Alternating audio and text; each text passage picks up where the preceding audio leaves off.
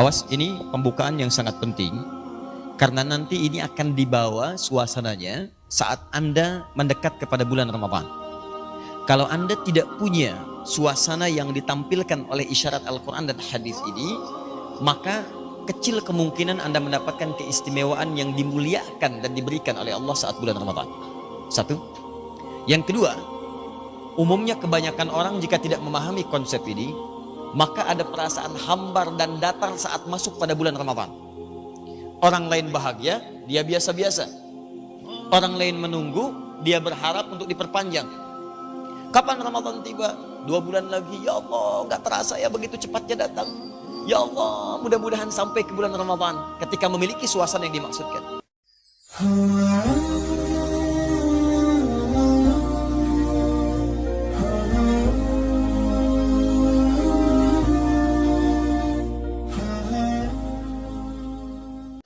Quran surah kedua Al-Baqarah. Awas, ini pembukaan yang sangat penting karena nanti ini akan dibawa suasananya saat Anda mendekat kepada bulan Ramadan. Kalau Anda tidak punya suasana yang ditampilkan oleh isyarat Al-Quran dan hadis ini, maka kecil kemungkinan Anda mendapatkan keistimewaan yang dimuliakan dan diberikan oleh Allah saat bulan Ramadan. Satu. Yang kedua, umumnya kebanyakan orang jika tidak memahami konsep ini, maka ada perasaan hambar dan datar saat masuk pada bulan Ramadan. Orang lain bahagia, dia biasa-biasa. Orang lain menunggu, dia berharap untuk diperpanjang. Kapan Ramadan tiba? 2 bulan lagi. Ya Allah, gak terasa ya begitu cepatnya datang. Ya Allah, mudah-mudahan sampai ke bulan Ramadan ketika memiliki suasana yang dimaksudkan. Kapan Ramadan tiba? 2 bulan lagi. Ya kok cepet amat ya? Si amat aja gak cepet-cepet. Bisa nggak kok Allah minta doa diundur supaya muncul 4 bulan lagi? Nah, hal-hal semacam ini akan sangat berpengaruh. Terlebih pertemuan kita cuma kurang lebih 8 kali sesi sampai ke bulan Ramadan. Ingat, hanya 8 kali. Sekarang sesi akan kita mulai. Sudah kita kemudian bahas pertengahannya. Di Maret kita dapatkan 4 kali pertemuan. Di April kita 4 kali pertemuan. Awal Mei sudah masuk ke bulan Ramadan. Ingat baik-baik. Ya, tahun ini 1 Ramadan, bulan puasa, jatuh pada bulan apa? Bukan, Ramadan. Baru dengar ada orang Islam puasa di bulan Mei. Baik. Semoga Allah ampuni dosa-dosa kita semua ya, insyaallah. Baik. Secara singkat tadi sudah kita bahas. Nabi hijrah ke Madinah, Al-Madinah Al-Munawwarah tahun keberapa? Kedua hijrah. Di sana sudah ada orang Yahudi? Sudah ada orang Nasrani? Sudah ada orang Islam?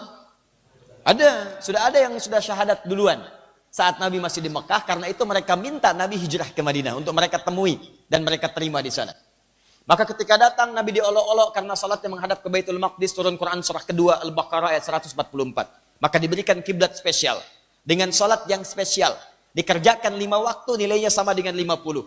Semua doa saat bahkan sebelum salat ditunggu oleh Allah. Kamu minta, saya berikan, kata Allah. Yang paling hebat, salat kita yang ditunaikan itu menjamin semua nilai kebahagiaan dan kesuksesan dunia akhirat. Karena itu ketika muadzin memanggil lewat suara adzan, hayya 'alas shalah, ayo salat. Orang dulu cuma salat, orang sekarang nanya, kenapa salat? Teruskan, hayya 'alal falah. Ayo, dengan salat itu falah. Kamu dipanggil untuk sukses, kamu dipanggil untuk bahagia, kamu dipanggil untuk mendapatkan semua kenikmatan. Karena falah itu bermakna bahagia, sukses, nikmat, tenang, damai, nyaman. Di puncak semua kebahagiaan itu dilukiskan dengan kata falah namanya. Makanya kalau orang paham diajak sholat itu diberi bahagia, orang akan semangat sholat.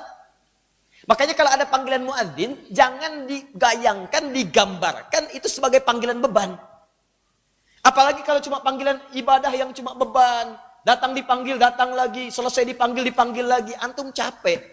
Tapi kalau Anda memahaminya dan melihat panggilan azan itu, seperti Allah menyampaikan pada kita, kata Allah, kamu saya panggil sholat supaya saya berikan bahagia. Belum bahagia, sujud saya berikan. Belum sukses, tunduk saya berikan. Belum tenang, ruku saya berikan. Makanya ketika ada orang dipanggil Allahu Akbar, Allahu Akbar. Allah minta menghadap supaya saya sukses. Kalau panggilan azan diibaratkan panggilan kesuksesan, maka demi Allah saya katakan, setiap orang pengen sholat dalam setiap waktu. Setiap orang pengen sholat. Demikian pula ketika Nabi datang diolok-olok, Muhammad SAW gak punya syariat puasa. Cuma ikut-ikutan kita. Cuma ikut-ikutan kita. Kata Allah, Muhammad, saya turunkan kepadamu satu ayat saat ini. Yang dengan turunnya ayat itu, kamu akan saya perintahkan menunaikan ibadah puasa yang kualitas puasanya akan mengalahkan umat-umat terdahulu. Dulu orang cuma puasa saja, maka puasamu saya khususkan, kata Allah, bisa menggugurkan semua dosa-dosa yang pernah dikerjakan dari balik sampai dengan saat itu. Maka keluarlah di lisan Nabi, riwayat Al-Bukhari itu termasuk di hadis Muslim, perhatikan kalimatnya. Man sama Ramadhana imanan wahtisaban ghufira lahu ma taqaddama min dzambi. Kata Allah, man, siapapun, laki-laki, perempuan, tua, muda, besar, kecil. Lihat baik-baik, man ismun mausulun yadullu 'alal fardiyah. Huruf sambung menunjuk kadang pada objek, bahkan subjek. Tanpa jeda, setiap tunggalnya, setiap orangnya. Kata Allah, lihat melalui lisan Nabi, setiap orang, mau laki-laki, perempuan, besar, kecil, tua, muda. Allah. Siapa yang mau menunaikan puasa di bulan yang khusus ini, Ramadan, bukan yang lainnya. Puasa yang ini, kata Nabi, lihat. Imanan wahtisaban. Dia lakukan karena yakin dengan Allah. Ikhlas dia kerjakan. Ghufira lahu ma taqaddama min dzambi. Akan diampuni semua. Singkat padat, menggunakan satu huruf saja. Menunjuk pada semuanya. Taqaddama, yang telah berlalu. Min dzambihi, minnya bukan tab'id tapi istighraq. Tab'id itu sebagian. Sebagian. Wa minan nasi man yaqulu rabbana atina fid dunya wa ma lahu fil akhirati min khalaq. Sebagian manusia ada yang berdoa, ya Allah, sukseskan dunia saya. Ya Allah, lancarkan rezeki saya. Ya Allah, luluskan ujian saya. Ya Allah, dekatkan saya pada segala kenikmatan. Tapi orientasinya cuma dunia saja. Setelah sukses pekerjaannya, cuma untuk mencari kemewahan dunia. Rumah luaskan, mobil banyakin, segala ditampilkan, popularitas ditampilkan. Tapi akhiratnya tidak pernah dipikirkan. Ada yang orientasinya kerja. Ada yang kuliah untuk mendapatkan ijazah. Begitu lulus, tidak pernah terfikir untuk memanfaatkan ilmunya mendekat kepada Allah Subhanahu wa taala. Itu dunia. Di antara, enggak semua manusia. Karena sebagiannya lagi bermohon kepada Allah. Al-Baqarah ayat 201-nya, paling kanan sebelah bawah. Wa minhum may yaqulu rabbana atina fid dunya hasanah wa fil akhirati hasanah wa qina adzabannar. Tapi dari sebagian manusia itu ada yang bermohon kepada Allah, ya Allah, kalau saya beraktivitas sekecil apapun, jadikan aktivitas itu punya nilai hasanah. Masih ingat di awal mukaddimah kita? Hasanah, perbuatan yang punya nilai di sisi Allah dengan nilai akhiratnya. Ya Allah, kalau saya minum, jadikan minumnya berpahala. Ya Allah, kalau saya kerja, jadikan kerjanya berpahala. Tahukah Anda, banyak rumus di Quran yang menjadikan semua pekerjaan kita menjadi pahala. Lihat wajah Anda di cermin. Berapa tahun Anda pernah bekerja sampai dengan purna bakti pensiun? Pertanyaan saya, dari setiap tetes keringat yang Anda hasilkan saat bekerja, apakah langkah Anda mendapatkan pahala saat bekerja itu? Padahal ketika Anda kerjakan rumus di Quran, itu setiap langkahnya dituliskan pahala langsung. Begitu Anda bekerja, ada pahala lagi. Dapat uang diserahkan kepada keluarga, ada pahala lagi. Dibelanjakan yang halal, ada pahala lagi. Berapa banyak pahala Anda kumpulkan? Duhai Anda yang saat ini sudah sampai di kampus. Masya Allah, ada yang semester 4, 5, 6, S1, S2, S3. Karena di Indonesia hampir semuanya S. Ya, SD, SMP, SMA. Kan? Udah gitu S lagi, S1, S2, S3. Wah, sampai dingin ya. Jadi, coba lihat. Dari setiap yang Anda pelajari, berapa yang punya nilai ibadah? Anda punya pahala enggak? Jangan-jangan nilai Anda tuh dituliskan SKS sekian, nilai sekian, IPK 4,00, tapi pahalanya 0,4. Apa yang Anda dapatkan? Padahal di situ ada surga yang Anda rindukan. Begitu Anda benar cara belajarnya, benar cara memulainya, benar cara kemudian mengerjakannya, wafat di dalamnya bahkan sebelum Anda diwisuda, demi Allah saya katakan, wafat sebelum Anda diwisuda, Anda niatkan karena Allah, maka tertulis syahid di situ. Hari ini muncul di berita, ada seorang ayah hadir di wisuda, namanya Bapak Bukhari, beliau berasal dari Aceh, begitu datang ke wisuda, untuk bisa menghadiri putrinya yang diwisuda, tapi ternyata hanya melihat putra dan putri anak orang lain, karena anaknya beliau sendiri, saat telah menyelesaikan tugasnya sebagai seorang pelajar, beberapa hari kemudian wafat, meninggal dunia, dan ayahnya tetap datang menampilkan segala kehormatan yang telah membiayai anaknya, datang membawa ijazahnya. Tolong sampaikan, kami berikan berita gembira insyaAllah kepada orang tua mulia ini, kami hadiahkan insyaAllah ibadah umrah. Ya, untuk ayahnya yang hebat itu, yang telah menyiapkan dirinya, yang menginspirasi pelajar-pelajar, khususnya di Indonesia. Demikianlah ayah yang hebat.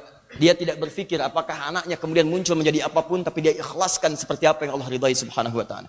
Belum tentu apa yang Anda kerjakan, Anda bisa mendapatkan hasil seperti yang Anda harapkan.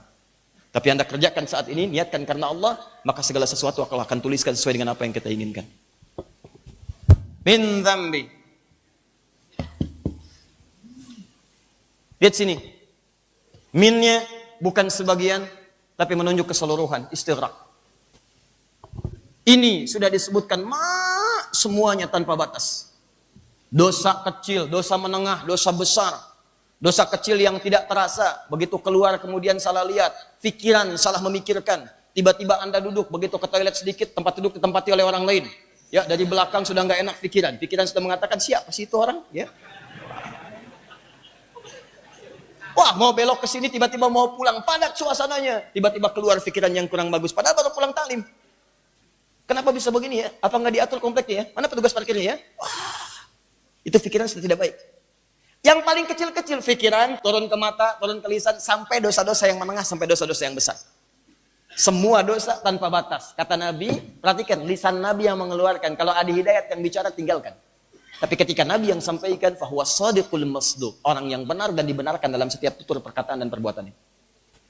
Muhammad, sampaikan pada umatmu, puasa yang aku perintahkan sekarang spesial, beda dengan puasa-puasa sebelumnya. Tunaikan puasa itu, maka saat mulai engkau menunaikannya di hari pertama, engkau tunaikan, maka puasa saat engkau tunaikan itu bisa menggugurkan semua dosa-dosa yang pernah dikerjakan. Semua dosa tanpa kecuali. Siangnya selesai dosa, malamnya berdosa lagi. Muncul lagi hadis yang kedua, man qama ramadhana imanan wahtisaban ghufira lahu ma taqaddama min dzambi.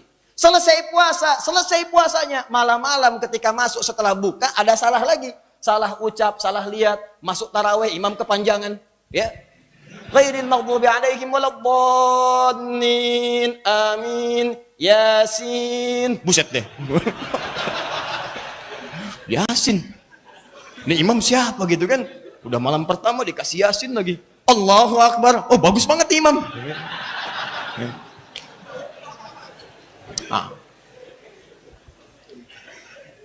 Jadi siang selesai dosa, malam berdosa lagi. Turun lagi sabda Nabi yang kedua. Siapa yang menunaikan qiyam di malam harinya, dalam qiyam itu dia yakin dengan Allah, dia mengoreksi dosanya. Makanya dia katakan, teman-teman sekalian, perhatikan kalimatnya. Subhanal malikil quddus, subhanal malikil quddus. Ada lagi, Allahumma innaka afuwun tuhibbul afwa Allahumma innaka afuwun, ya Allah engkau yang maha pemaaf. Tuhibbul afwa, engkau mencintai orang-orang yang meminta maaf. Makanya sering saya katakan, Allah lebih mencintai orang salah, orang bermaksiat yang tobat. Allah lebih mencintai orang yang bermaksiat lantas tobat dibandingkan soleh yang tidak pernah merasa salah. Maka ketika dia mengatakan Allahumma innaka afuwun tuhibbul afwa fa'fu 'anna. Ya Allah, engkau maha pemaaf. Aku mengakui aku banyak salah. Dan engkau mencintai orang-orang yang kemudian meminta maaf tobat kepadamu, maka mohon ampuni dosaku, maafkan aku. Siangnya turun ampunan, malam turun ampunan. Kalau siang malam turun ampunan, kapan kita berbuat dosanya? Cuma Ramadan. 1. 2. Hari-hari biasa baca Al-Quran. Pahalanya teman-teman sekalian setiap hurufnya 10 kebaikan. At-Tirmidzi, nomor hadis 2910. Man qara'a harfan min kitabillahi falahu asyru hasanat. Siapa yang baca satu huruf dari kitab Allah, maka nilainya 10 kebaikan. Walam aqul alif lam mim harfun. Saya tidak katakan alif lam mim itu satu huruf. Kata Nabi, alifun harfun, lamun harfun, mimun harfun. Wa likulli harfin asyru hasanat. Alifnya satu huruf, lamnya sehuruf, mimnya sehuruf. Setiap hurufnya 10 kebaikan. Jadi kalau ada orang baca alif lam mim, dapat berapa? Hitungan normal 30. Infak, sekali dikerjakan, nilainya paling sedikit 700 kali lipat. Paling sedikit. Dalilnya Al-Baqarah ayat 261. Paling kiri sebelah atas di Mushaf. Mathalul ladzina yunfiquna amwalahum fi sabilillahi kamathali habbah ambatat sab'a sanabil fi kulli sumbulatin mi'atu habbah wallahu yudha'ifu liman yasha' wallahu wasi'un 'alim. Kata Allah perumpamaan orang infak di jalan Allah. Datang mau infak, niatkan karena Allah. Niatkan karena Allah. Niatkan karena Allah itu diantaranya ikhlas, jauhi riya. Quran surah kedua ayat 264. Ya ayyuhalladzina amanu la tubtilu shadaqatikum bil manni wal adha kalladzi yunfiqu malahu ria'an nas. Riya jauhkan, lakukan karena Allah. Betapa sekecil apapun yang Anda berikan untuk infak itu, niatkan karena Allah. Infak 500.000 pengen dilihat orang, nggak punya nilai. Kata Allah habis seperti air bah menghancurkan segalanya. Infak 500 rupiah, niatkan karena Allah. Ikhlas. Masukin kotak. Jangan sampai orang dengar. 400. Begitu kotak lewat. Alhamdulillah. Kedengaran. Niatkan. Pahalanya apa? Seperti menanam satu benih. Tumbuh 7 tangkai. Setiap tangkainya ada 100 benih. 1 kali 7 kali 700. 700 kali lipat. Paling minimal. Semakin Anda tidak menghitung, semakin Allah berikan pahala tak terhitung. Rumus infak itu begini. Kalau ngitung, Allah berikan sesuai hitungan. Kalau tidak dihitung, maka Allah berikan tanpa batas hitungan. Jelas? Nah. Ramadan, beda. Hadisnya, Qudsi. Al-Bukhari, Kitabus Siyam, nomor hadis yang pertama. Paling kiri sebelah atas. Perhatikan baik-baik. Orang puasa itu kata Allah luar biasa. Yatruku ta'amahu wa syarabahu wa syahwatahu min ajli. As-siyamu li wa ana ajzi bihi wal hasanatu bi asyri amthaliha. Allahu akbar. Orang puasa luar biasa, meninggalkan makanan, meninggalkan minuman, meninggalkan syahwatnya untukku. Mereka kerjakan puasa ikhlas karena aku. Maka aku yang langsung memberikan balasannya. Allah yang tentukan langsung. Beda dengan standar biasa. Di saat Ramadan itu kekuasaan Allah langsung tetapkan. Beda dengan hari-hari biasa. 10 pahala setiap huruf hari biasa. Ramadan beda. Kata Allah lipat gandakan 10 kali dari hari biasa. Jadi kalau Anda baca, teman-teman, mohon maaf, 1 huruf saja bulan Ramadan. 1 huruf baca, itu pahalanya bukan 10, sama dengan 100 kali lipat. 100. Masya Allah.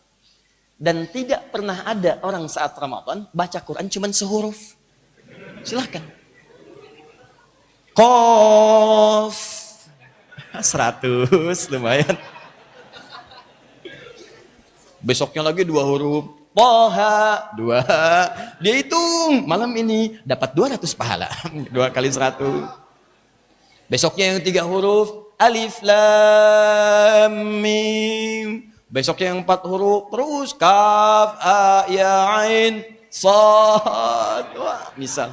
Hitung-hitung dia tuh. Hampir gak pernah ada. Yang ada, bagaimana menghatamkan Quran 30 juz dalam 30 hari. Ada yang menghatamkan Quran 15 hari.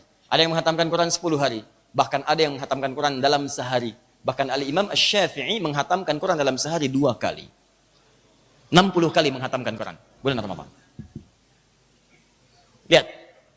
Seorang ahli fikih, seorang ahli hadis, seorang penghafal Quran, seorang keturunan Nabi SAW, menghafal banyak kitab, luar biasa dekatnya, seorang imam, seorang ahli, seorang faqih. Ramadan datang, hatam Quran sehari 2 kali, 30 hari, 60 kali hatam Quran. Anda siapa? Ahli fikih juga bukan, ahli hadis bukan. Hafal Quran belum tentu, hadis belum tahu, imam bukan, makmum kadang-kadang. Datang Ramadan, cuma 1 huruf, nun. Cita-cita surga, surganya Firdaus lagi. Paham? Puasa orang dulu nggak menghasilkan ini. Puasa umatnya Muhammad SAW, kata Allah, mereka bisa mencelamu sekarang, nanti kita buktikan siapa yang paling banyak pahalanya. Apakah kamu atau mereka? Mereka mengolok-olok memperbanyak dosa. Kamu sekarang Ramadan, saya ampuni semua dosamu. Yang paling dahsyat, saya turunkan 1 malam yang nggak pernah dirasakan oleh mereka. Ketika malam itu turun, bukan 10, bukan 100 kali lipat lagi. Tapi yang Allah berikan adalah lebih daripada 1000 bulan. Ingat, bukan 1000 bulan. Karena bahasa Qurannya lebih daripada 1000 bulan. Kalau lebih itu berarti bisa 2000, bisa 3000, bisa 4000, bisa 5000 dan sebagainya.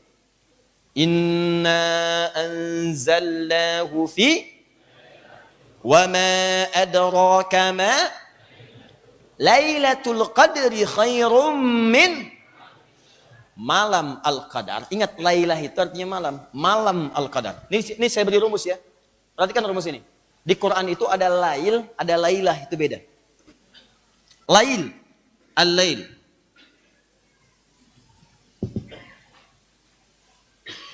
Wal-laili idza yaghsha, malam. Jadi kalau ada disebutkan lail, itu berarti waktunya membentang dari ba'da isya sampai menjelang fajar.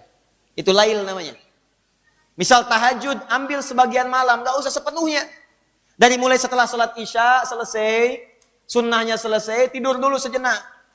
Anda bangkit lagi, bangkit setelah istirahat sejenak, tidur sejenak, di malam hari, bangun malamnya. Itu dalam bahasa Arab disebut dengan hajada. Ha, jim, dal. Hajada. Aktivitas yang dikerjakan setelah tidur di malam hari. Hajada. Kalau aktivitas ini betul-betul Anda ingin rencanakan, disiapkan, berusaha untuk maksimal, bangun, tambahkan tak di depannya. Kalau ini tidak mudah dikerjakan, tantangannya ada. Nggak seketika pengen bangun langsung bangun. Kadang-kadang begitu bangun, diam sejenak. Bangun jam 3, diam sejenak. Begitu sadar lagi, jam 5. Ya? Begini kata orang Jepang nundutan, kan? Baik. Tantangannya tidak mudah. Ada yang begitu bangun, dia langsung bangun, sadar. Ngantuknya hilang. Tapi tiba-tiba muncul godaan. Kata setan, setan itu sebenarnya pengecut. Demi Allah saya katakan pengecut. Dia cuma berani bisik-bisik. Silahkan ajak nampak. Kamu jangan berani bisik-bisik. Nampak sini, hadapi aku. Gak akan muncul. Anda malam ini bangun, buktikan kalau nggak percaya. Anda bangun udah mau tahajud, dibisikin sama dia. Awas, hati-hati. Di belakang pintu, baju putih, rambut gondrong. Langsung bilang, kalau berani muncul di hadapan saya. Nggak usah bisik-bisik. Apa dia muncul? Tidak. Yakin pada saya, tidak akan muncul. Yakin, cuman bisik-bisik beraninya. Bagaimana kalau muncul Ustaz? Lari.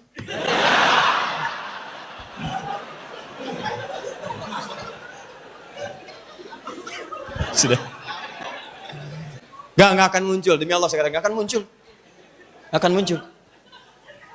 Karena tugasnya cuma ngasih was-was saja. Alladzi yuwaswisu fi. Cuma ngasih was-was. Allahu Akbar, Allahu Akbar. Adzan sudah berkumandang. Tenang, baru adzan. Belum qomat. Cuma ngasih aja, baru adzan. Jangan dulu berangkat, imamnya belum datang. Ngapain buru-buru ke sana? Paling nggak kebagian ke dalam juga. Terus malah begitu. Masa Anda kalah sama yang coba bisik-bisik? Kita tuh lebih hebat. Dia cuma bisikin doang. Makanya tadi waktu dibacakan Al-Baqarah itu, ayat 164 tuh, ya dia mulai dari 165 seterusnya ke bawah. Ya 165, 166, 167, 168 sampai 169. Paling kanan dari tengah sampai ke bawah. Ingat waktu saat maghrib tadi? Ya, sampai dengan rakaat yang keduanya. Di situ kan dia katakan begitu disoal, ya Allah, ini gara-gara setan ya Allah.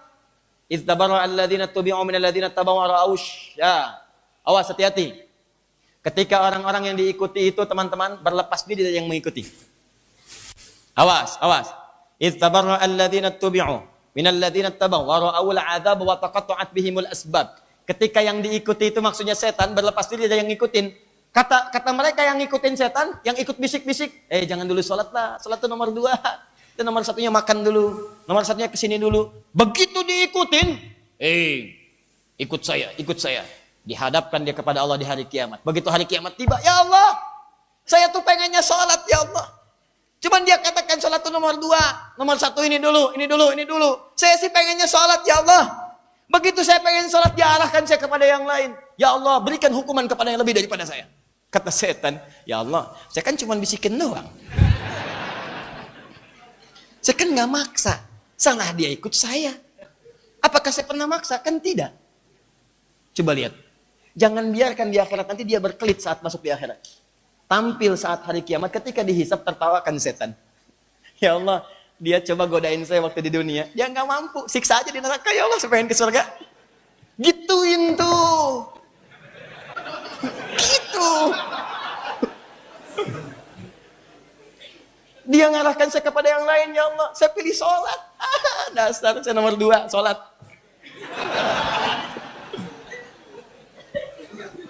Loh, paham? Sini. Apa yang salah? Rukun Islam nomor 1? Ada. Nomor 2? Nomor 3? Zakat. 4? Puasa. 5? Ya sudah, selesai. Nah, lihat sini. Kalau pakai tasydid dari kata syiddah, sesuatu yang tidak mudah. Sesuatu yang tidak mudah. Rumit. Makanya kenapa disebut dengan tahajud? Quran surah ke-17 ayat 79. Paling kiri, agak sedikit ke atas. Quran surah 17 ayat 79. Wa minat laili fatahajjad bi. Wa minat lail. Dari sementara malam itu, enggak usah semua. Sebagian malam dari ba'da isya tiduran dulu. Kenapa tiduran dulu? Ada kalimat tahajud. Hajada, tidur dulu. Supaya bangun malamnya itu lebih fresh, segar. Bacaan-bacaannya itu lebih terasa. Sebab kalau antum gak istirahat dulu, bawaan ngantuk datang. Bacaan gak enak dibacakan. Makanya nanti dalam Quran surah ke-73 itu, di Al-Muzammil, ya, dari ayat 1 sampai 20 itu, khususnya di ayat yang ke-6-nya Allah sampaikan, inna nasyi'atal laili hiya asyaddu wat'an wa aqwamu qila. Sungguh bangun malam itu kalimat yang diucapkannya lebih menguatkan pada jiwa, menyentuh kepada hati. Bagaimana kalimat itu bisa menyentuh, bacaannya bisa menguatkan jiwa kalau kitanya sadar. Ya kalau antunya tahajud sampai ngantuk-ngantuk sih nggak akan menguatkan jiwa. Ya, setan juga nggak capek, tinggal niup doang. Bobo. Begitu sujud nggak bangun-bangun. Ya. Baik. Maka silahkan ambil sebagian malam. Tahajud. Tapi kenapa menggunakan tasdid? Kata Allah, hati-hati. Kamu harus berusaha rencanakan. Bikin rencana pakai tak, berusaha dengan maksimal. Siapkan. Mau bangun jam berapa? Mulai tahajudnya. Oh, saya pengen 3:30. Maka mulai pasang alarm 2:30. Karena tantangannya tidak mudah. Ada ngantuk, ada godaan, ada macam-macam. 2:30. Pasang alarm. Kalau nggak punya alarm, kayak saya dulu waktu di pesantren. Saking nggak punyanya, saya tanya pada guru saya. Ustaz, saya nggak punya alarm. Gimana supaya saya bangun tahajud? Kau minta kepada Allah. Alarm Allah lebih hebat dibandingkan dengan alarm manusia. Saking nggak punyanya, saya mohon, ya Allah, saya pengen tahajud. Saya pengen bangun, ya Allah, 2:30. Itu luar biasa betul. Begitu minta 2:30, dibangunin jam 2. Anda bayangkan? Pokoknya kejadiannya apa aja lah. Ya. Bertemu ini, bertemu itu, tiba-tiba suruh bangun dan sebagainya. Pokoknya yang penting bangun. Minta 2:30, bangun jam 2. Anda bayangkan. Saking baiknya Allah. Anak bangun jam 3:30, pasang alarm 2:30. Bahkan ada yang 3 kali pasang. 2:30, jam 3, 3:4. 3 kali pasang. Alarm pertama mematikan alarm kedua. Alarm kedua matikan alarm ketiga. Alarm ketiga cuma siap-siap aja. Bangunnya 4:30. Lail. Jadi kalau disebutkan dengan kata lail, itu waktunya malam. Malam. Ya, lail, jamaknya layali. Turunannya lela, lili, lala. Lela, lili, lala, lail, layali, dan seterusnya. Itu malam namanya. Ustadz, ada yang namanya Ibu Leli. Ibu malam-malam. Ya. Kalau di malam itu, punya keistimewaan. Dia istimewa nih. Ada sesuatu yang beda. Ada pahala yang banyak, ada kemuliaan, ada ampunan, ada rasa sayang, ada ketenangan, ada kedamaian. Maka tambahkan tak di ujungnya sebagai sifat kemuliaan itu. Setiap kata al-lail menggunakan tak di ujungnya, maka ada yang tidak biasa di malam itu. Malam yang istimewa. Pakaikan tak di akhirnya. Dari kata lail jadi lailah. Makanya ketika Allah menyebutkan kalimat malam al-qadar, kenapa menggunakan kata lailah bukan lail? Inna anzalnahu fi. Bukan lail tapi lailah. Sungguh kami telah turunkan Al-Quran yang dahsyat itu di malam yang penuh dengan keistimewaan. Namanya malam Al-Qadar. Nggak ada malam Al-Qadar kecuali nampak di satu malam di bulan Ramadan saja. Silahkan cari di waktu-waktu lain, Anda tidak akan pernah temukan. Dan itu cuma datang setahun sekali. Berita baiknya, saat orang Yahudi mengolok-olok Nabi, Allah katakan, dijawab tuntas kata Allah, sampaikan pada mereka, bahkan puasa kalian kami hadiahkan satu malam yang saat engkau kerjakan, amalan di malam itu sama nilainya dengan amalan lebih daripada 1000 bulan. Kalau 1000 bulan saja, kita turunkan di konversi kurang lebih misalnya 83 tahun. 83 tahun. Jadi kalau di malam ini ada yang baca Quran, satu huruf aja baru dibaca, Nun, meninggal. Misal, tepat di malam itu, baru sehuruf.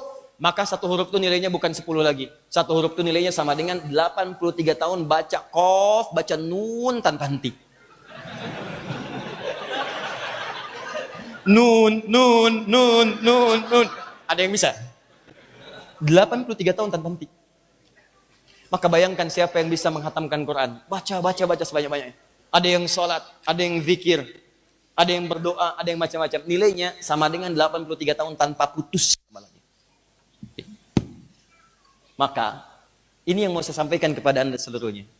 Begitu turun kemudian ayat itu, ya ayyuhalladzina amanu kutiba alaikumussyam, semua sahabat bukan sekedar mendengarkan ayat yang turun, tapi sudah mendapatkan kegembiraan dengan semua kemuliaan yang tadi disebutkan. Hei orang beriman, kata Allah, siap-siap, aku akan wajibkan kepada kalian untuk menunaikan ibadah puasa. Seperti orang-orang dulu pun pernah puasa. Kama kutiba 'alal ladzina min qablikum. Cuman puasa kalian beda.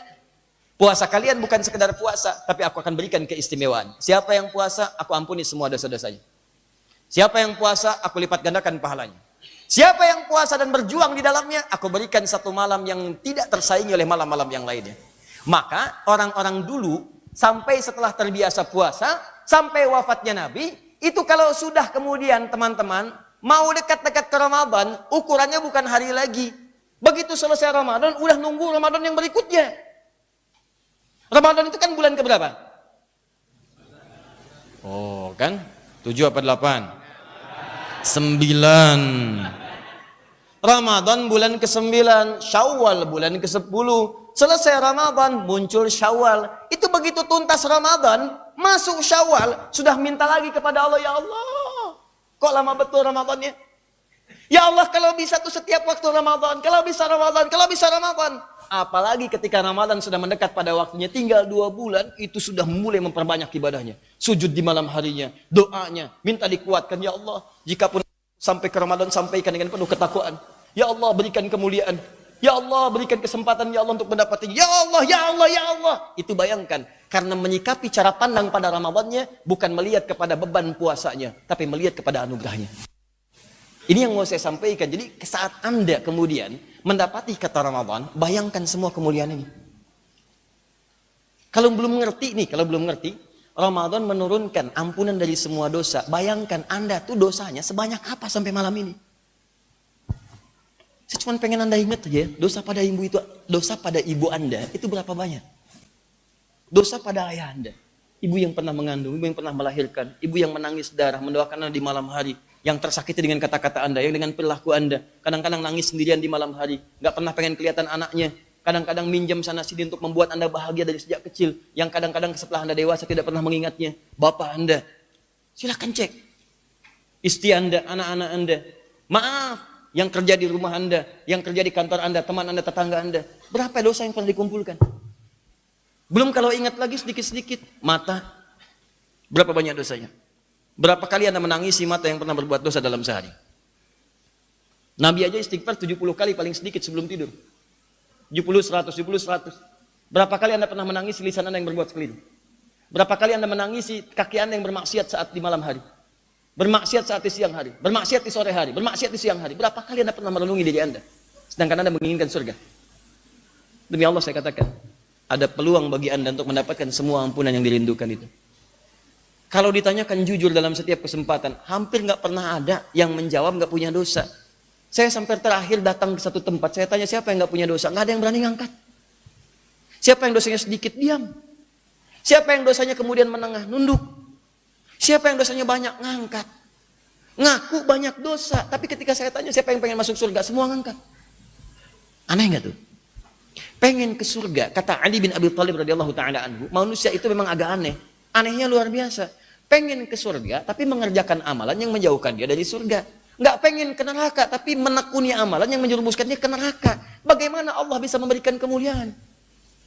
Saya ini Adi Hidayat, kalau ingat-ingat dosa, rasanya susah masuk surga. Tapi kalau ingat rahmat Allah gitu, ada karunia, ada rahmat Allah, Allahu Akbar, ada harapan kita di situ. Coba dah ingat-ingat Nabi Adam alaihissalam. Cuman sedikit, nyicipin sebagai contoh, nyicipin buah kulis sedikit keluar dari surga. Kita ngaku dosa banyak, pengen masuk. Bagaimana kemudian cara menyelesaikannya? Allah turunkan ini Ramadan untuk mengampuni dosa. Antum nggak puasa juga. Jadi maksud saya gini, ini Allah tuh kurang sayang apa? Nih saya ampuni dosa nih, semua lengkap, pahala saya gandakan. Turun Ramadan, orang yang sudah wafat, kalau diberi kesempatan pengen lagi hidup, ya Allah saya pengen, wafat gak dapat Ramadan. Ente dikasih gak mau ngambil. Jadi Allah tuh perlu bagaimana lagi mengampuni dosa Anda? Saya tuh suka pelan sejak pulang dari luar negeri itu ke Indonesia, saya suka amatin tuh. Hampir setiap mendekat Ramadan, pasti ada orang soleh meninggal. Ada orang soleh wafat. Rajab ada yang wafat, Sya'ban ada yang wafat. Satu-satu gitu. Ya Allah, orang-orang baik itu. Saya pertama tiba ke Indonesia itu, ada sahabat kita itu Ustaz Ahmad Muzammil. Ya, beliau mengasuh pondok pesantren Al-Hikmah di Lebak Bulus. Saya juga mengasuh Al-Hikmah di Lebak Bulus. Beliau yang Al-Hikmah untuk tajwid, saya Al-Hikmah untuk yang hafalan Quran. Jadi Masya Allah, saking sayangnya Allah dipanggil sebelum Ramadan. Teman-teman, ya sederhana sekali, panggilnya itu indah sekali. Muridnya banyak. Jadi kalau tahsin sekarang itu, tahulah orang-orang tahsin itu. Ya, pahalanya udah mengalir ke setiap orang baca Quran, mengalir pada beliau, mengalir. Beda usia kami kurang lebih 5-7 tahun lah. Ya, 37, berarti saya 30 tahun saat itu. Ya. Jadi yang paling menarik, panggil pulang. Indah sekali. Kalau nggak salah itu hari Kamis dah, setelah sholat subuh, cuman bersin 2 kali. Hasin. Ya ayyatuhan nafsul mutmainnah, irji'i ila rabbika radiyatan maradiyah, fadkhuli fi ibadi wa dkhuli jannati. Ahmad Muzammil pulang. Dosa kamu udah dikit, pahala kamu udah banyak, ajal kamu sudah tiba. Setiap muridmu ini tahsin, yang ribuan orang itu pahala mengalir untukmu. Adi Hidayat dosanya masih banyak, biarin aja hidup sesuai dengan ajalnya. Supaya dia istighfar, supaya dia bertobat dari dosa, supaya dia mengerjakan amal saleh. Kamu banyak amal, pulang. Masya Allah. Cuma bersin 2 kali. Hasin. Ya Tuhan nafsul mutmainnah, pulang. Meninggal. Ya udah bersin 2 kali belum meninggal. Hati-hati. Kita semua. Karena kita nggak tahu apa sebabnya. 2-3 tahun lalu ada seorang kakek. Saya juga luar biasa itu. Kakek ini dahsyat teman-teman. Saya nggak perlu sebutkan lah tinggal di mana, tapi saya bertemu dengan beliau. Itu di mana kisahnya bisa kita pahami. Kakek tinggal di satu daerah tertentu, masuk ke dalam, tiba-tiba datang orang bagian dari Timur Tengah. Datang ke tempat itu, bilang sama kakek itu, saya pengen bangun masjid di sini, yang merawat harus Anda. Demi Allah saya katakan, sampai sekarang masih ada masjidnya. Saya pernah sholat di situ, datang ke situ melihat orangnya. Saya pengen bangun masjid di sini, tapi yang merawat mesti Anda. Itu siapa yang memperjalankan orang dari Timur Tengah, dari Qatar datang ke situ? Siapa yang memperjalankan? Tiba-tiba ke situ. Jadi masjidnya dirawat oleh beliau. Yang buka tempatnya, yang bersihinnya, yang segalanya. Kalau ada belum orang adzan, beliau yang adzan. Ada kemudian siap sholat, beliau yang imamin. Orang-orang berbaris. Anda tahu caranya pulang? Ramadan itu sangat mulia. Jumat terakhir di bulan Ramadan. Setelah Jumat, sore-sore, ya ba'da asar, menunggu buka itikaf di masjid. Allahu Akbar. Apa yang dikerjakan? Cuman istirahat, merem-melek. Ya Tuhan nafsul mutmainnah. Cuman tidur-tiduran, merem-melek, pulang, selesai. Mulia. Di sebelah sana tuh sudah merem-melek, belum meninggal juga nih. Enggak, saya cuma mau katakan wallahu a'lam kapan kita pulang. Tapi setidaknya ada kesempatan untuk memperbaiki diri. Saya mau katakan begini ya. Kalau orang yang wafat tidak punya peluang mendapatkan Ramadan di tahun ini, hati-hati. Mungkin Allah sudah berikan kepada mereka kemuliaan dengan menggugurkan dosa-dosa dan memperbanyak pahalanya. Anda diberikan kesempatan Ramadan tahun ini, belum mampu juga untuk bertobat, Anda butuh berapa Ramadan lagi? Saya ulangi ya. Ada orang-orang baik yang wafat tidak mendapatkan Ramadan di tahun ini. Menurut Allah barangkali sudah cukup pahalanya, sudah diampuni dosanya. Kita diberikan kesempatan mendapatkan Ramadan di tahun ini. Kalau belum Anda maksimalkan juga untuk bertobat kepada Allah, Anda butuh berapa Ramadan lagi untuk mengampuni dosa? Ya. Maka ketika Ramadan akan tiba, tuliskan di buku catatan Anda. Saya sih saranin dari sekarang, Anda beli buku catatan. Nanti saya terangkan ketika masuk pada materi selanjutnya. Anda beli buku catatan. Kalau nggak ada, ya saya akan beri ikhtiar lah. Berapa murid-murid yang ada di sini, kita akan belikan bukunya. Pegang satu-satu. Mulai mendekatkan Ramadan, tuliskan di bagian depannya. Ramadan. 1. Ada ampunan semua dosa. Berikan catatan. Dosa kamu banyak, katanya pengen ke surga. Ayo semangat, doa. Ramadan menghadirkan banyak pahala. Tuliskan di sini. Emang kamu ahli surga, sudah merasa banyak pahala? Ayo siap-siap. Ramadan ada malam Al-Qadar. Tuliskan di sini. Ayo buru itu malam yang pernah belum kamu dapatkan dalam hidupmu. Kamu sudah mendapatkan Ramadan 15 kali, tapi belum mendapatkan malam Al-Qadar itu. Ayo tahun ini jangan sampai lewat lagi. Maksimalkan. Nanti setelah selesai, saya turunkan materi selanjutnya bagaimana menyiapkan agenda Ramadan. Tapi yang mau saya sampaikan, bersikaplah seperti para sahabat di zaman Nabi SAW, para tabi'in, salafus saleh. Begitu akan tiba bulan Ramadan, mereka memandang semua kemuliaan ini sehingga ada semangat dalam diri mereka. Maka turunlah kalimat, ya ayyuhalladzina amanu kutiba alaikumus siyam kama kutiba alal ladzina min qablikum la'allakum tattaqun. Yuk kita bahas satu-satu. Malam ini saya akan mulai sedikit saja dulu dengan kalimat ya ayyuhalladzina amanu. Lihat, saya bahas huruf per huruf, kalimat per kalimat.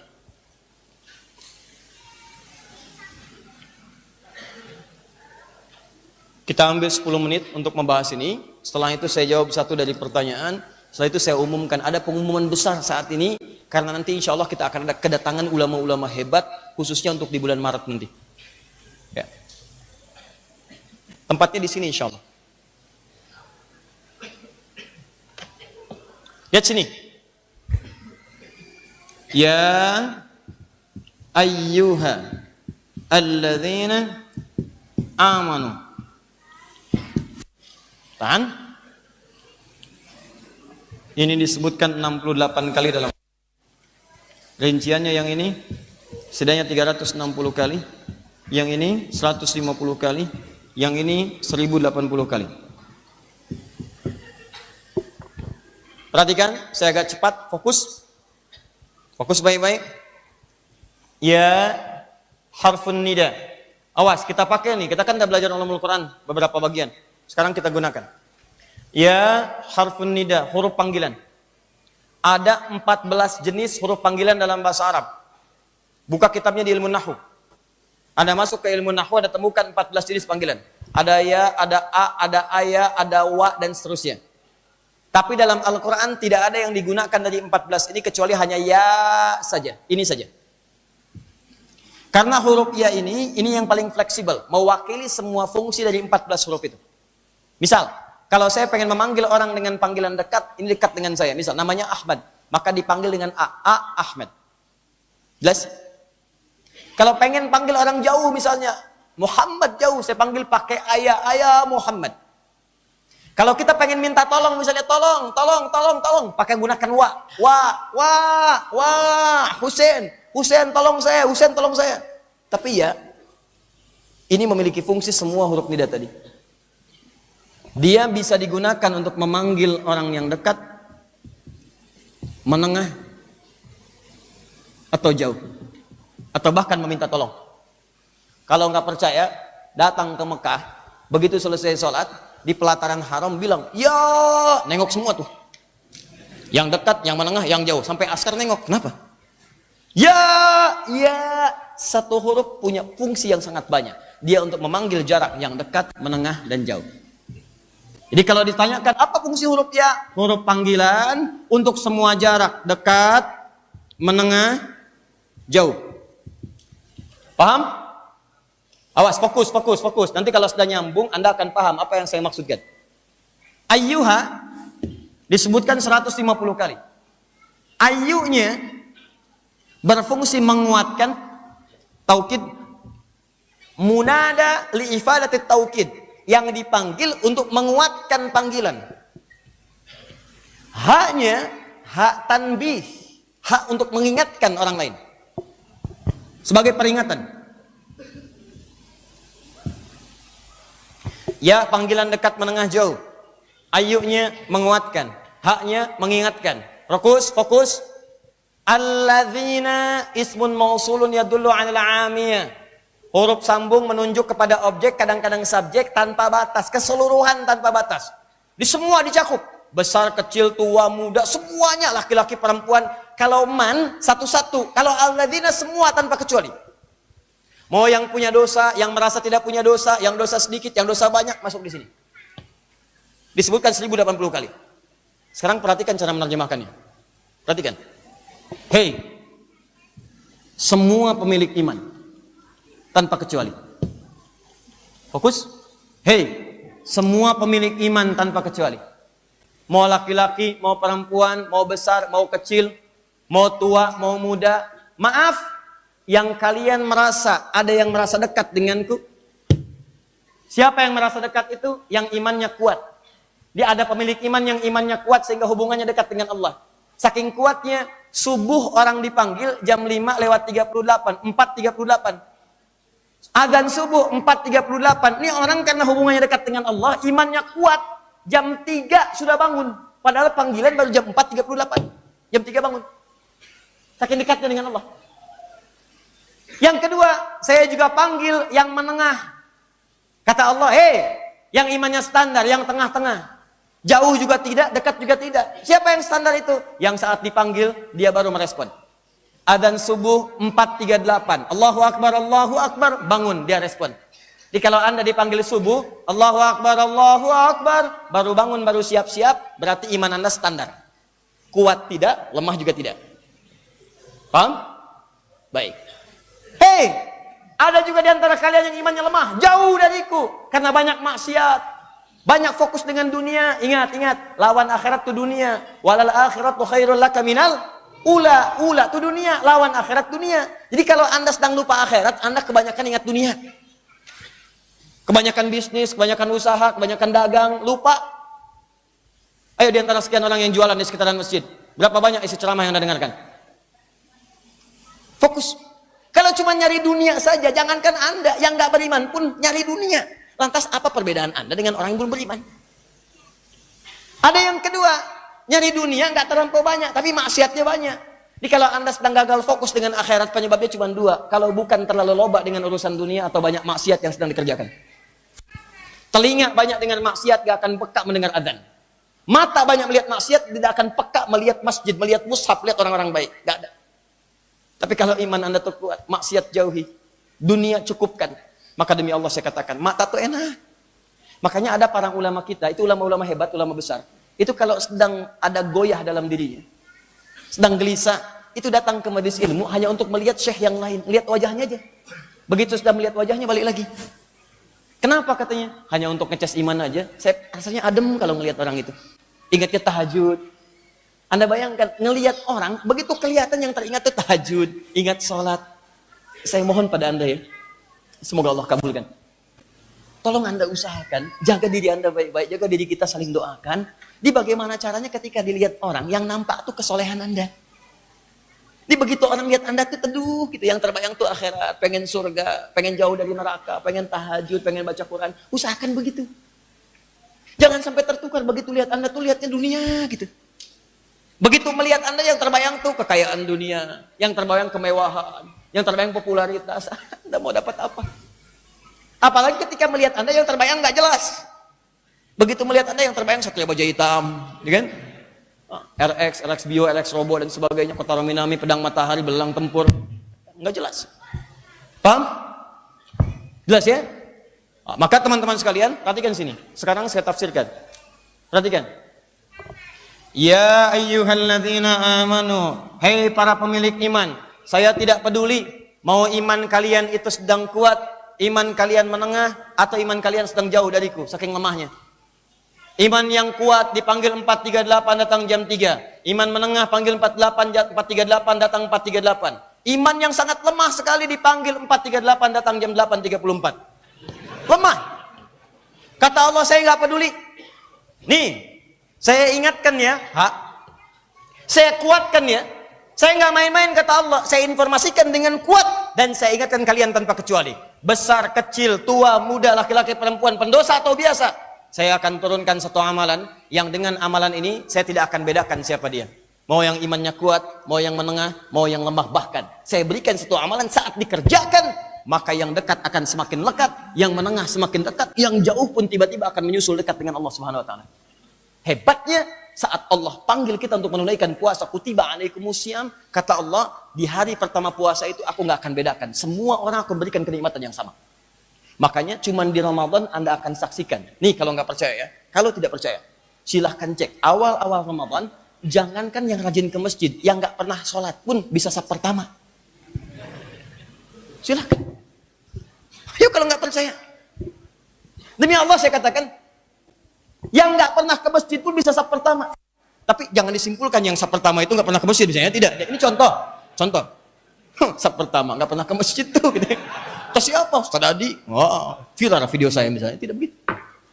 Semua ke masjid datang. Nggak peduli. Siapa orang itu? Silahkan cek, tiba-tiba penuh aja itu rahmat Allah. Saya cuma pengen tanya siapa yang menggerakkan orang-orang itu datang. Tuh. Sekali lagi ya, kalau ini kata-kata Adi Hidayat, tinggalkan. Tapi kalau ini firman Allah, pasti terjadi. Demi Allah, malam pertama Ramadan gak peduli. Mau orang itu dekat dengan Allah, pahalanya banyak, orangnya soleh, bahkan orang yang banyak salah ke masjid. Siapa yang menggerakkan itu? Nah, saya cuma mau katakan begini, itu anugerah Allah. Kalau sudah didapatkan, pertahankan. Ini yang sering salah itu, Allah sudah kasih, Anda tinggalkan. Itu fatal. Allah sudah naikkan, Anda yang turunkan. Padahal itu susah, nyari naik itu susah. Pemberian, ini Allah sudah naikin, Anda turunin. Itu yang fatal. Silahkan cek. Kan ini hampir setiap tahun terjadi peristiwa begini. Silahkan cek. Awal-awal itu kan penuh. Ya? Nanti begitu pertengahan terjadi kemajuan. Ya, maju sapnya, maju. Sampai tersisanya satu sap saja. Ya, maaf ya, maaf. Orang mengejar tiket kereta habis. Orang mengejar tiket pesawat habis. Tapi hanya sedikit yang mengejar tiket ke surga. Mudah-mudahan Ramadan tahun ini kita dimuliakan oleh Allah SWT. Banyak orang merasa mengejar tiket untuk mudik. Dia lupa bahwa akhirat tempat mudik yang paling abadi. Bahkan tidak sedikit yang mengejar pulang dengan persiapan dan dia tidak sadar ternyata maut sudah menanti di pertengahan jalan. Silahkan cek betapa banyak orang wafat saat terjadi peristiwa mudik. Ada yang kecelakaan ini, kecelakaan itu. Lalu kalau Anda mengumpulkan dunia hanya untuk wafat, maka berapa yang bekal yang Anda bawa untuk ke surga? Kalau Anda mengumpulkan bekal hanya untuk wafat, berapa banyak bekal Anda kumpulkan untuk ke akhirat? Ya, tolong perbaiki caranya. Mulai hari ini Allah sudah berjanji kepada kita. Kalau malam pertama Ramadan Anda tergerak untuk ke masjid, maka pertahankan sampai akhirnya. Jangan diulang kisah yang dulu yang pernah terjadi sebelumnya. Dan boleh jadi Anda pelakunya. Tahun ini mesti beda. Saya harus ada perbedaan dari sebelumnya. Malam pertama sampai malam terakhir, status tidak pernah berubah. Lebih kuat. Dan lebih dekat dengan Allah Subhanahu wa Ta'ala. Paham di sini? Nah, pertanyaannya, Ustaz, bagaimana cara mengerjakan ibadahnya? Kenapa Allah mengatakan kutiba alaikumus syiyam bukan kutiba alaikumus shaum? Apa bedanya saum dengan syiyam? Kenapa ayat ini turunnya di bulan Sya'ban bukan bulan Ramadan? Aneh Ustaz, turun di bulan Sya'ban diperintahkan puasa di Ramadan. Kenapa enggak sekalian turun di awal Ramadan saja? Dan apa rahasianya yang paling dahsyat? Kenapa Ustaz menggunakan bentuknya bentuk pasten? Kutiba bukan kataba. Kutiba alaikumus syiyam. Kalimatnya menggunakan syiyam. Apa rahasia di dalamnya? Nah, teman-teman sekalian, rahasia itu kita akan bahas nanti di pertemuan berikutnya. Ya.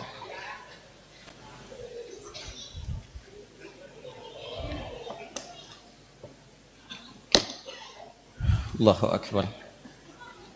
Saya jawab satu saja dulu ya. Setelah ini saya umumkan sesuatu yang sangat penting. Terima kasih sudah mengestafetkan kertas ini hingga meja Ustadz Adi. Saya doakan semoga Anda masuk surga. Masya Allah. Jadi ada orang nulis pertanyaan, entah dari mana, minta bantuan, tolong berikan sampai ke depan. Yang bisa berikan, mudah-mudahan masuk surga gitu ya. Masya Allah, luar biasa. Tapi bukan ini yang pertama saya bahas, ada yang sudah duluan masuk. Ini sudah ada. Insya Allah saya bahas ini. Satu lagi, oh ini dia. Ini yang duluan nunggu sampai di sini, mungkin dari tadi pagi sudah ada di sini kali ya. Oh, yang sudah masuk lewat media sosial juga sudah kita kumpulkan, nanti ini juga kita salin. Waalaikumsalam warahmatullahi wabarakatuh. Saya cepat saja. Ustadz, nama saya Fulan, saya tidak sebutkan. Kalau ada persoalan pribadi, Anda boleh samarkan aja. Samarkan, nanti kita bahas secara umum. Ya. Tapi kalau ada yang spesial, khusus, nanti kami kirimkan ke linknya masing-masing.